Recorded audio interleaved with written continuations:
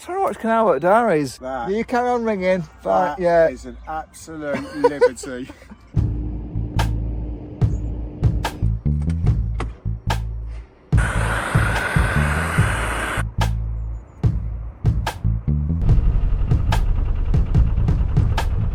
Canal Boat Diaries Series 4 has been and gone. It's been out on the BBC. It's on iPlayer if you want to catch up with it. 4 episodes, a lot to cram in because we're travelling from Sheffield to Braunston. That's 300 miles in 4 times 30-minute segments. Yeah, some things are going to get cut out. But today I'm going to show you what happens sort of between locations. Sometimes we have to end filming, let's say in Nottingham, end of episode 3, and start again on the next episode somewhere else, like Loughborough. So in this video I'm going to show you exactly what happened between those 2 locations via my trusty iPad down here. I'm just going to watch it along with you and tell you what's going on as we get through it. Right, here we go. Well, first of all, we've got these lovely shots of Naughty Lass moored up in Nottingham, where I broke down at the end of episode 3. It wasn't planned, it just it just happened, unfortunately. The oil pressure switch just basically popped off its where it was mounted and sprayed oil all around the engine bay, and I lost oil pressure. Can't really operate the engine, can you? So I got my friend Sven here in to have a look. This guy's called Sven Osborne. He's a local boat mover and top boat mechanic. You can feel how it's broken off and the leftover being in the banjo. Right. Can we fix it? We can fix that. Excellent. See, I do all my boat building on the towpath. I've fit 2 boats out now, so you get very good at figuring out how to hold things, how to move things.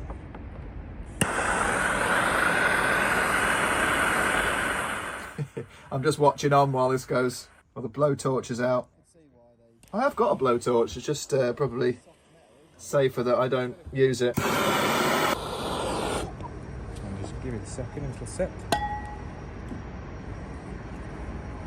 Shouldn't take long in this No. temperature. But this is something like 20 times stronger than normal solder, so Okay. you got that, lovely. Now she's got it.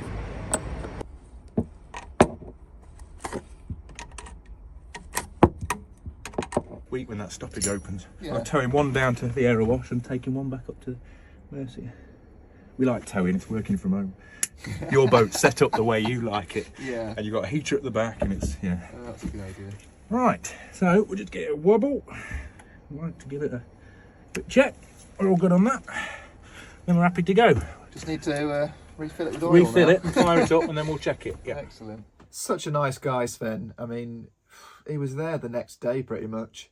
And that's very rare for mechanics to be able to just drop what they're doing and come out to see you. I obviously did say that we're making a TV programme. Okay. I'll help you up the lock as well if you like, mate. Yeah, I mean, I haven't even thought about that. I haven't even thought about moving. This is it, canal life. You sort of just, you make plans, but often you just think, oh, someone's going through that lock, so if I go now, you know, I can save water and save time. So your day has to be very fluid. Oh, morning. Starts well though. Oh yeah,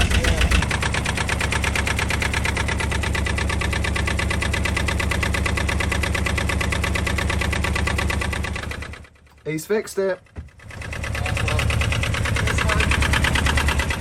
Sven, absolute legend he is. Although I felt bad because in the series we had a shot of him. He's in it, but you just think it's me because we look quite similar in terms of body shape, both quite tall. This is on the Nottingham Beeston Canal, headed out of Nottingham, so now I'm free to crack on with the journey as planned. At this point in time, it's 20th of December, I believe. And look at that rain. This is what greeted me at Beeston. I went through Beeston Lock, so I've left the canal behind me, and now I'm on the River Trent again. But it does not look good, apart from that lovely time lapse. So I had a lot of time here. I had about a month in Beeston.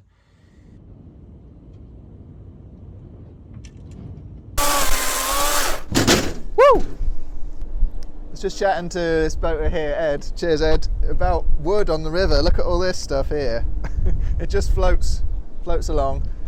I thought this is too big, this one, to let slide, so I've had it out the river and got the chainsaw out. So I've got my supply of firewood coming to me, right to my door. But I had to travel to a nearby house to see this guy who's a guitar luthier, which someone who can make guitars. He's just setting it up, and he's also telling me all the normal problems that need to get sorted out. They're all very similar. Cool. And it doesn't matter whether you've paid for an £85 Argos special or a £10,000 custom job PRS. Nearly always we get a problem playing the F chord because the nut slots aren't cut properly. The action is usually too high, which is usually a case of sorting out the bridge or the truss rod. But the big problem is always individual places all over the fingerboard where you've got high frets, and that's usually when you need a fret dress. Here I am in pub of the week. One of the pubs in Beeston anyway. No, I'm on one on my own. It's just a video I sent to a friend. That's your seat there. Who doesn't like football. You'd have to watch football with me, so you might not like that. Here's me after I've had my hair shaved. That's right, I haven't got any hair. Certainly not after going to this barber's. I have to pay for my haircut. I'm just joking with him. If I get this shot, I don't have to pay for my haircut. Yes. Free haircuts for life. No. But I just never seen a pool table in a barber's before. It was brilliant. And this is what I saw every day pretty much, looking out onto Beeston Weir. So cold. So what do you do when it's cold? You go to a room full of sweaty metal fans. Now, I'm not in the crowd here, but I'm above, looking down, soaking it all up, because this is exactly my cup of tea. This band's called The Amity Affliction. I think they're from Australia. Anyway, it was a good show. This is in Birmingham. Basically the home of metal, isn't it? And this might look ridiculous to you, but it brings back a lot of good memories for me in the mosh pit when I was a lad.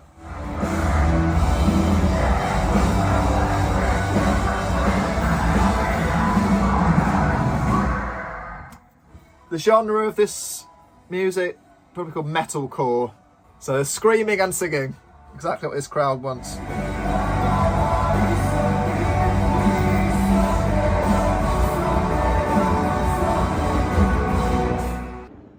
So after that gig, I'm back on the river, and look at these cormorants. I love it when they just fan their wings like that, drying them off.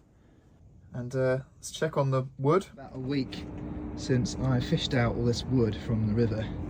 I've just got my moisture meter here, and that will tell me whether I can burn it or not. Let's have a look. Sticking that in. 18.2% moisture. That's alright actually, that's pretty good. It's when it's reading something like 40, or it's in the red, it means I can't do it, but that's looking alright. Maybe if I chop this up. Oh, look at that, that's perfect. Nice.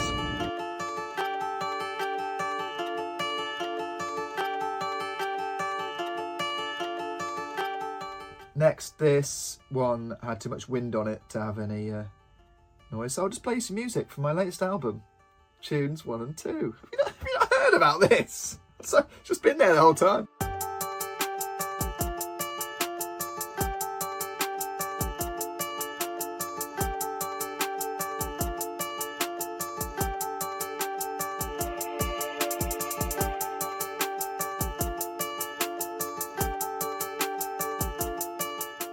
But this little bit, simply just a junction to take you down onto the River Soar. That's the way I'm headed here. A beautiful sun setting. And this, yeah, is just about exactly a month after I arrived at Beeston. There's a naughty lass coming through the lock, and then this is onto the canalised section of the river saw. And yeah, you can see, oh, it's very muddy. You'll need your boots when you're on this towpath. It's not hardly even a towpath, but you can see that ice there. So there's no ice until about there, and then all the way around that bit there it's all iced over. Not very thick, but I'll try again tomorrow morning because the sun, as you can see, is set. But getting there. That was actually a video that I just made up for my producer and my drone pilot. We've got a WhatsApp group, and I just shared them a video of how the journey's going because I'm moving the boat on my own, and it's not going too well because it's, as you can see, very, very cold, very icy. Oh, but it's magical, isn't it? I'm just going to let these play out.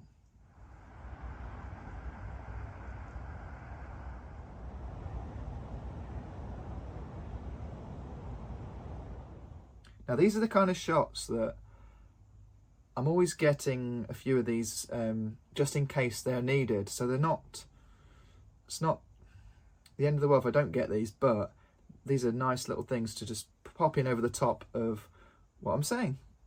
Just like how I edited my YouTube videos just now.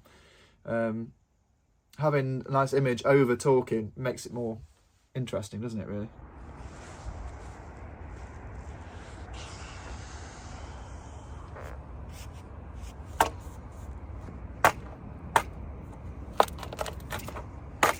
This is actually just half of my barge pole, and the other half, well, you can see where it's splintered off at the end.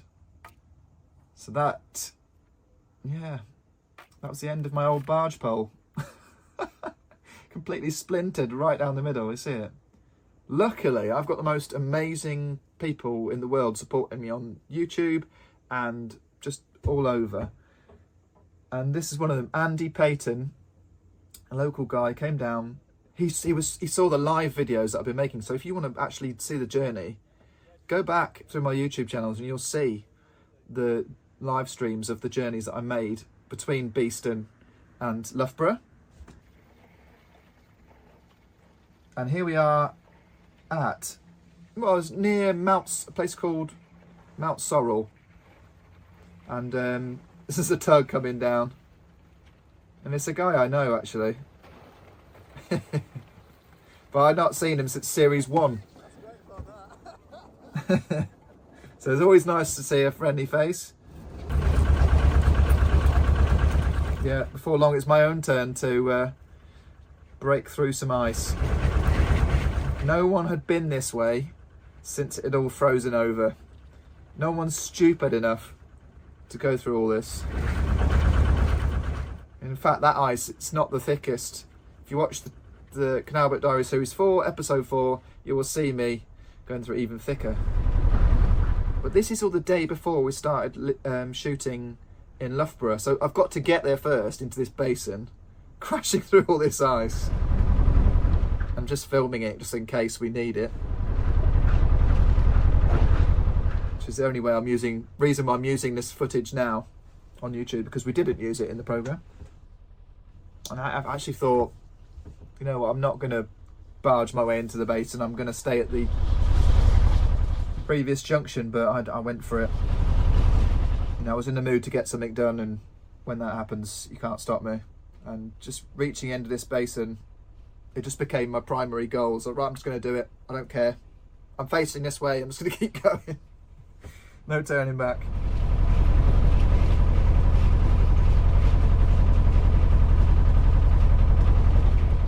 Really quite sad, this basin, because it should be nice old features that you recognise from the canals past, but it's all modern buildings, student accommodation. There's a hotel, there's a gym, there's no pub, so there's no pub of the week action. There was a nearby Wetherspoons that I got my breakfast in the next day, but that was it.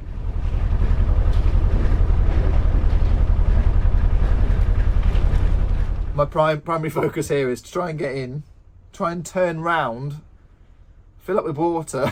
It's just, it was a very busy evening, and it dragged on and on and on. But sometimes it's like that. It's not all, you know, sitting on the back of the boat drinking beer. That's what we work towards.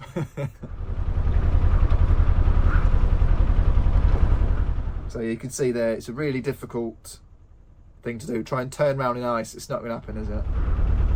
So I just went straight in there, moored up, and then spent the rest of the day breaking up all of the ice around me. Yeah, it wasn't fun, and I didn't film any of it. So that's it. That's what happened between episodes 3 and 4. I hope that's filling it in for you somewhat, and it was entertaining just to see some other random clips on my phone. Before I go, I want to add in some new names to my Crank It Crew logbook. And these are people that's supporting the channel through Patreon. Helen Scott is a producer, joined by Scott Hudspeth. So he also gets little red flags next to his name. And then I've got Adam. Sorry, Adam, I messed up that letter there. Wickens and Hazel Smith.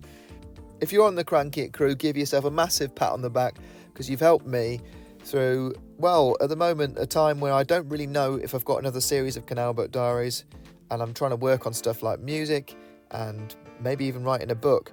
But all that takes time, and it takes me away from YouTube, so I really do appreciate your support.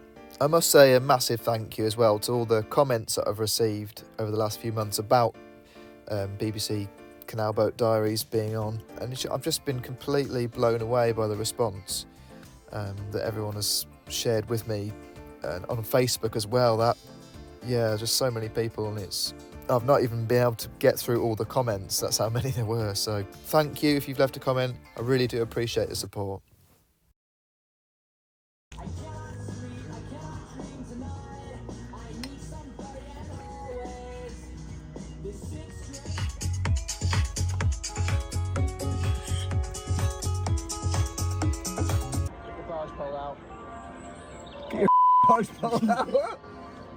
Dirty old man. Right, what do you rate this as a way of breaking the ice? What do you reckon? I'd say it's beyond PG.